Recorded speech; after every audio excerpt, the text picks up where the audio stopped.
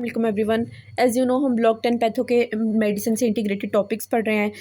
तो कल हमने डायरिया पढ़ा था, आज हमारा टॉपिक है एक्यूट गैस्ट्रोएंटराइटिस। ठीक है, ये टॉपिक एज सच डेविडसन में नहीं लिखा हुआ। इसमें हमने बेसिकली पढ़ना क्या है, हमने डायरिया में एक्यूट डायरिया के कॉजेज़ जो देखे थे ना, इन्फेक्शियस कॉजेज़, उसमें वायरल, बैक्टीरियल और प्रोटोजोल कॉजेज़ देखे थे हमने।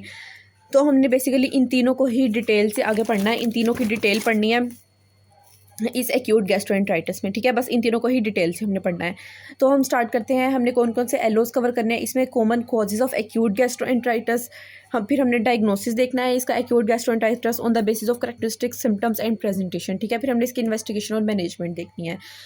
तो students, what is acute gastroenteritis? Gastro means stomach, enteric means small intestine और लार्ज इंटेस्टाइन, मतलब पूरी इंटेस्टाइन में दोनों पार्ट्स आ जाते हैं।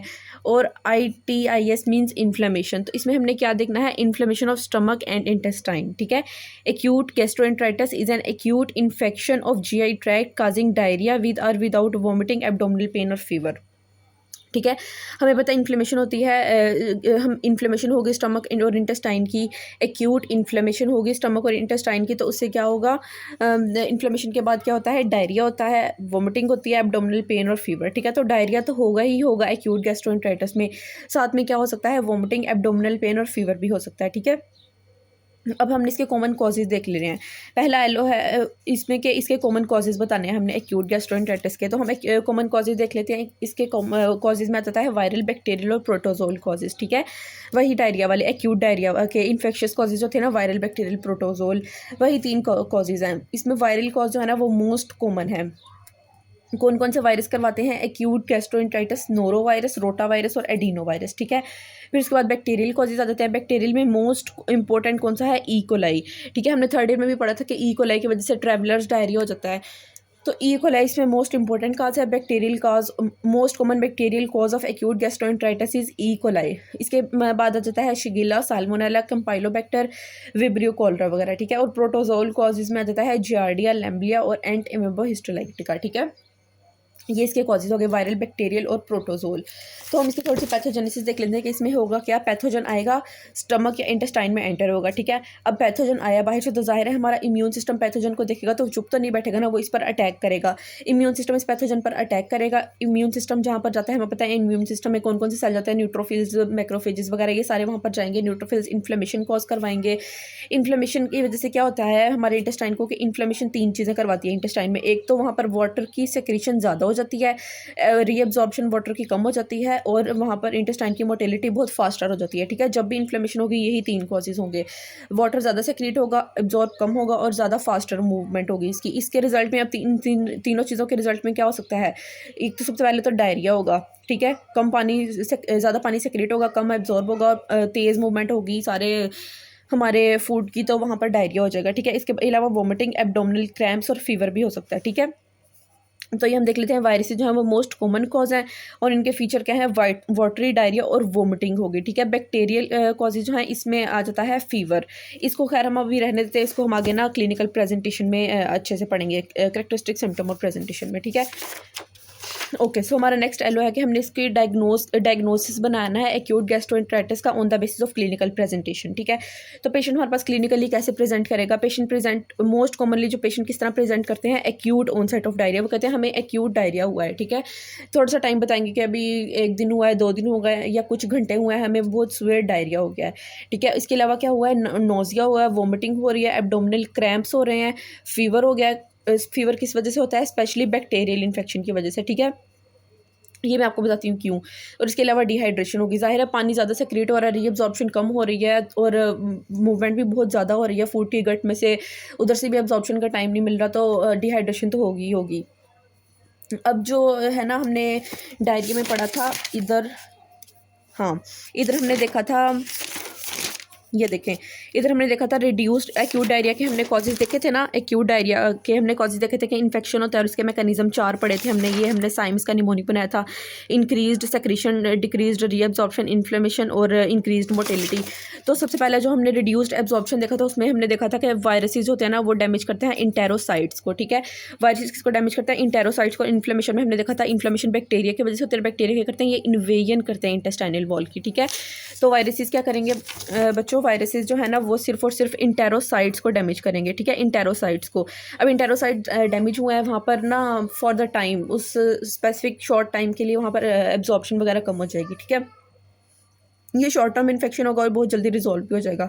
लेकिन बैक्टीरिया क्या करते हैं, बैक्टीरिया जो है ना वो इन्वेजन कर देते हैं वॉल की, इंटेस्टाइनल वॉल की इन्वेजन कर देते हैं। इन्वेजन की वजह से वहाँ पे इन्फ्लेमेशन भी होती है और दूसरा वहाँ पर ब्लड भी आना स्टार्ट हो जाता है। इन्वेजन से हमने देखा था ना ब्लड वेसल्स भी डैमेज हो जाती हैं और ब्लड आना शुरू हो जाता है स्टूल्स में। तो उन्होंने वही बताए हुए हैं फीचर्स इनके कि वायरसेस में ना वाटरी डायरिया होगा, वोमिटिंग होगी, वोमिटिंग प्रीडोमिनेंट होगी, ठीक है। वायरसेस जो हैं वो पहले जाकर स्टमक को इरिटेट करते हैं, फिर इंटेस्टाइन तक पहुँचते हैं।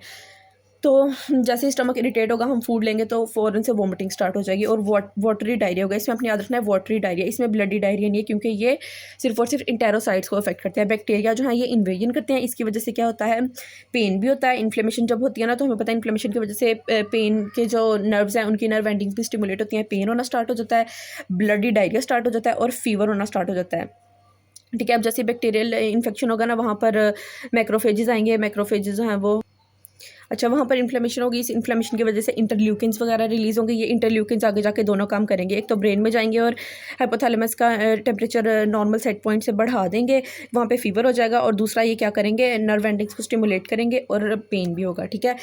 फिर पैरासाइटिक इन्फेक्शन में वो बता रहे हैं कि पैरासाइटिक इन्फेक्शन की वजह से मोर प्रोलॉन्ग्ड इलनेस होगी। हमें पता है ना पैरासाइट जो है वो इंटेस्टाइन में जाकर रिजाइड कर जाते हैं, वहाँ पे कॉलोनाइज कर जाते हैं, वहाँ इनकी वजह से होने वाली इलनेस प्रोलॉन्ग इलनेस होगी और इनकी वजह से क्या होगा, मेल एब्जॉर्प्शन और वेट लॉस होगा। ये फीवर वगैरह कम ही होगा, इसमें मेल एब्जॉर्प्शन और वेट लॉस होगा, ठीक है। अब हम क्लिनिकल प्रेजेंटेशन देख लेते हैं। हमने देख लिया एक्यूट ऑनसेट ऑफ डायरिया है, nausea, vomiting, abdominal cramps, fever, specially bacterial infection. ये आपको समझ आ गया ना, बैक्टीरियल इन्फेक्शन की वजह से फीवर क्यों होता है, क्योंकि वहाँ पे इन्फ्लेमेशन होती है, इंटरल्यूकिन से रिलीज होते हैं, वो ब्रेन में जाते हैं और वहाँ पर नॉर्मल सेट पॉइंट से टेम्परेचर को बढ़ा देते हैं और फीवर हो जाता है और डिहाइड्रेशन। अब क्लिनिकल क्लूज़ क्या है कॉज के, हमने ज़ाहिर है इन क्लिनिकल प्रेजेंटेशन से हमने डायग्नोसिस बनाना है। पेशेंट जो है वो इन क्लिनिकल ये वाली प्रेजेंटेशन के साथ आएगा, इन सिम्टम के साथ। हम इसको देख के तो नहीं बता सकते ना कि इसको वायरल इन्फेक्शन हुआ है, बैक्टीरियल हुआ है या प्रोटोजोल इन्फेक्शन है, ठीक है। कोई ना कोई तो एक ऐसा पॉइंट होगा ना जो हमें उधर तक ले जाएगा, जैसे कोई एक पॉइंट होगा वो बैक्टीरियल तक ले जाएगा, एक पॉइंट वायरल तक ले जाएगा, तो हमने इसमें वही पॉइंट्स देखने हैं, ठीक है। तो क्लिनिकल क्लूज टू कॉज, सबसे पहले हम वायरल के देख लेते हैं, क्योंकि वायरल मोस्ट कॉमन है। इसमें क्या होता है कि वोमिटिंग इज़ प्रोमिनेंट, ठीक है। अगर पेशेंट आएगा ना और कहेगा कि मुझे वोमिटिंग पहले हुई थी, बाद में मुझे डायरिया स्टार्ट हुआ और वोमिटिंग ज़्यादा है डायरिया से, तो हमें पता चल जाएगा ये क्या हुआ, इसको वायरल गैस्ट्रोएंटराइटिस हुआ, ठीक है। वायरल गैस्ट्रोएंटराइटिस में क्या होगा, वोमिटिंग प्रोमिनेंट होगी, प्रोमिनेंट वोमिटिंग, ये याद रखना है आपने। इसके अलावा वाटरी डायरिया होगा, ठीक है, ब्लडी नहीं होगा और इतना प्रोफ्यूज़ वाटरी नहीं होगा, ठीक है। इसके अलावा उसको लो ग्रेड फीवर भी हो सकता है और इसकी ड्यूरेशन बहुत शॉर्ट होगी। मैंने आपको बताया था ना इंटेरोसाइट्स का डैमेज हो रहा है, इंटेरोसाइट जो है वो बहुत जल्दी हील हो जाएंगे और ये वाला जो वायरल गैस्ट्रोएंटराइटिस है ना ये बहुत जल्दी हील हो जाता है, इसकी ड्यूरेशन बहुत शॉर्ट है। तो इसका फ्लू क्या है इस तक पहुंचने के लिए, वोमिटिंग, ठीक है। आपने वोमिटिंग को याद रखना है, अगर वोमिटिंग ज़्यादा है और वोमिटिंग पहले स्टार्ट हुई है डायरिया से तो ये वायरल है। फिर इसके बाद हम बैक्टीरियल देख लेते हैं। तो हमने स्टूडेंट्स बैक्टीरियल में देखा है, बैक्टीरिया जो होते हैं वो दो तरह के होते हैं। एक बैक्टीरिया होते हैं जो इन्वेजन करते हैं और दूसरे जो होते हैं वो टॉक्सिन्स प्रोड्यूस करते हैं और उस वजह से डिजीज़ कॉज करते हैं। इकोलाई में भी हमने देखा था दो तरह की स्ट्रेन्स थी, कुछ इन्वेसिव थी, इंटेरो इन्वेसिव, और कुछ जो थी वो टॉक्सिन्स प्रोड्यूस करती थी, ठीक है। जो इन्वेजन करेंगे ना सिर्फ इन्फ्लेमेशन वही करेंगी, ठीक है, और जो टॉक्सिन्स रिलीज़ करके डिजीज़ कॉज करेंगे ना उनका जो है उनकी वजह से होने वाली डिजीज़ नॉन इन्फ्लेमेटरी होगी, ठीक है। तो ज़ाहिर है इन्वेजन होगी, वहाँ पर पैथोजन जाके इन्वेड करेंगे हमारी गट की वॉल को, तो फिर ही वहाँ पर पैथोजन जाके ज़ाहिर है इन्वेजन होगी, पैथोजन जाके हमारी गट की वॉल को इन्वेड करेंगे, उसको डिस्टर्ब करेंगे, तो तभी हमारा इम्यून सिस्टम एक्टिवेट होगा और वहाँ जाके इम्यून सिस्टम जैसे वहाँ तक पहुँचेगा फिर इन्फ्लेमेशन होगी, ठीक है। तो अब बैक्टीरियल गैस्ट्रोएंटराइटिस में कितनी तरह के आ जाते हैं, कुछ नॉन इन्फ्लेमेटरी होते हैं, कुछ इन्फ्लेमेटरी होते हैं, ठीक है। नॉन इन्फ्लेमेटरी डिजीज़ किस तरह कॉज करते हैं, टॉक्सिन्स प्रोड्यूस करके। इनके फीचर्स क्या होंगे, प्रोफ्यूज़ वाटरी डायरिया होगा, ठीक है। अब टॉक्सिन्स रिलीज़ करेंगे वो, इसमें कल भी हमने देखा था डायरिया में भी कि इंक्रीज्ड इंटेस्टाइनल सेक्रेशन में क्या होता है, बैक्टीरिया इंटेरोटॉक्सिन्स प्रोड्यूस करते हैं। ये इंटेरोटॉक्सिन्स क्या करते हैं, ये क्लोराइड चैनल्स को ओपन करवाते हैं, क्लोराइड चैनल ओपन होते हैं, क्लोराइड आ जाता है हमारे ल्यूमेन में और उसको ही फॉलो करता करता वाटर भी आता है और मतलब सेक्रेशन ज़्यादा हो गई ना, इसकी वजह से क्या होता है, प्रोफ्यूज़ वाटरी डायरिया। तो आपने याद रखना है कि नॉन इन्फ्लेमेटरी स्ट्रेन जो है ना वो टॉक्सिन्स प्रोड्यूस करेंगे और टॉक्सिन्स क्या करते हैं, हमारी गट में जाकर क्लोराइड चैनल्स को ओपन करते हैं।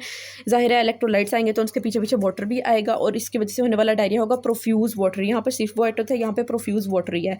तो आपने नॉन इन्फ्लेमेटरी के लिए वर्ड याद रखना है प्रोफ्यूज वाटरी डायरिया, लिटल और नो फीवर, और वोमिटिंग जो है ना वो हो भी सकती है, लेकिन इसमें वोमिटिंग होगी, ज़रूर होगी और प्रोमिनेंट होगी। फिर इन्फ्लेमेटरी देख लेते हैं, कुछ ऐसे बैक्टीरिया जो इन्वेसिव होते हैं और इन्फ्लेमेशन कॉज करते हैं गट में जाके। तो जाहिर है इन्फ्लेमेशन होगी, तो मैंने बताया था इंटरल्यूकिन इन्फ्लेमेशन की वजह से सेक्रेट होते हैं। इंटरल्यूकिन जो हैं वो जाके पेन की नर्व एंडिंग्स को भी स्टिमुलेट करते हैं और ब्रेन में जाके फीवर भी करवाते हैं। तो इन्फ्लेमेटरी डायरिया में क्या, इन्फ्लेमेटरी बैक्टीरियल इन्फेक्शन में क्या होगा, फीवर भी होगा, स्वेयर एब्डोमिनल पेन होगी, साथ में इन्वेजन हो गया तो ब्लडी डायरिया भी होगा, टेनिसमस भी होगा। टेनिसमस का होता है पेनफुल अर्ज टू डेफिकेट। अच्छा, हमने पढ़ लिए हैं। अब वायरल और बैक्टीरियल कॉज क्लूज देख लिए हैं।